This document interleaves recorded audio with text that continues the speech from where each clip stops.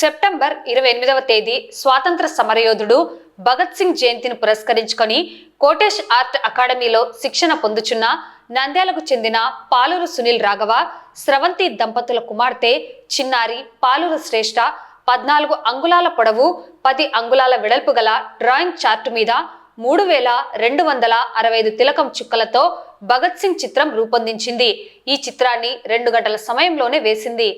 ఈ సందర్భంగా చిన్నారి పాలూరు శ్రేష్ఠ గురువు కోటేష్ మాట్లాడుతూ, దేశం కోసం ప్రాణాలు అర్పించిన మహావీరుడు భగత్ సింగ్ అటువంటి వీరుణ్ణి తన చిట్టి చేతులతో ఎంతో శ్రద్ధగా అద్భుతంగా వేసినందుకు అభినందనలు తెలిపారు.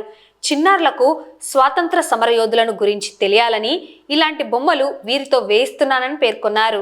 చిన్నారి పాలూరు శ్రేష్ఠ మాట్లాడుతూ, దేశం కోసం ప్రాణాలు అర్పించిన ఫ్రీడమ్ ఫైటర్ భగత్ సింగ్ అంటే నాకు ఇష్టం అంటున్నది.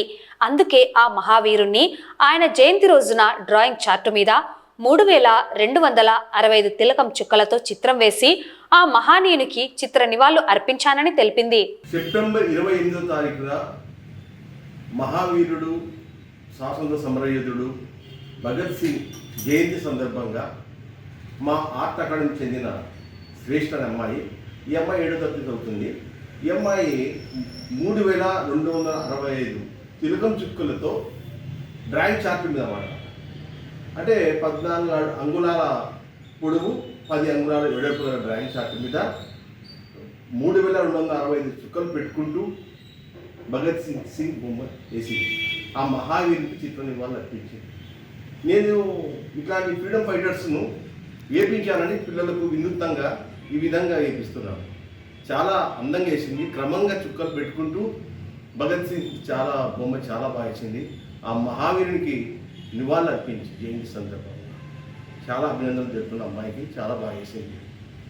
పాలూరు శ్రేష్ఠ అని మాట్లాడుతున్నాను. మన దేశం కోసం ప్రాణాలు ఇచ్చిన భగత్ సింగ్ అంటే నాకు చాలా ఇష్టం. అందుకు ఆ మహావీరుని యొక్క జయంతి సందర్భంగా డ్రాయింగ్ చార్ట్ మీద 3265 తిలకపు చుక్కలతో ఆయన చిత్రాన్ని గీశాను.